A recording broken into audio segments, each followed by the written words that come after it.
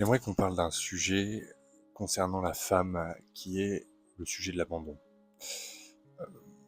J'ai pu discuter justement avec certains hommes sur ce sujet-là, vis-à-vis de leur devoir matrimonial, parce que j'estime que oui, en tant qu'homme, il y a un devoir vis-à-vis de sa femme, parce que vous savez, certains hommes pensent subir le divorce, alors que c'est eux qui l'ont créé, ou la séparation, s'ils ne sont pas mariés, bien sûr.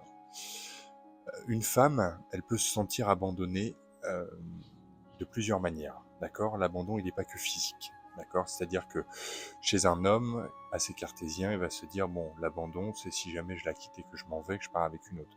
Pas forcément. L'abandon chez une femme, parce que oui, la femme a cette fragilité et ce besoin de proximité avec l'homme.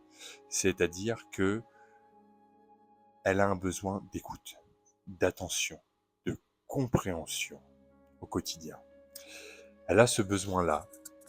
Et si son homme ne prend plus le temps de l'écouter, ne prend plus le temps de la comprendre, eh bien en effet, elle peut se sentir abandonnée. Donc je m'explique, pour ces messieurs. En effet, écouter, c'est pas se retrouver devant elle et être sur son téléphone avec la main droite. Non, d'accord? C'est la regarder droit dans les yeux, c'est la comprendre et se rappeler de ce qu'elle va vous dire. Ça, c'est très important. Parce qu'une femme va vous poser des questions sur ce qu'elle vous a posé, sur ce qu'elle vous a expliqué la veille ou il y a quelques jours. Parce que ce qu'elle vous dit a de l'importance. Et en général, elle vous le dit qu'à vous. En votre relation, vous ne devez pas être que son mari, vous devez être aussi son meilleur ami. Et son meilleur ami, ça passe par la discussion. N'oubliez pas ça.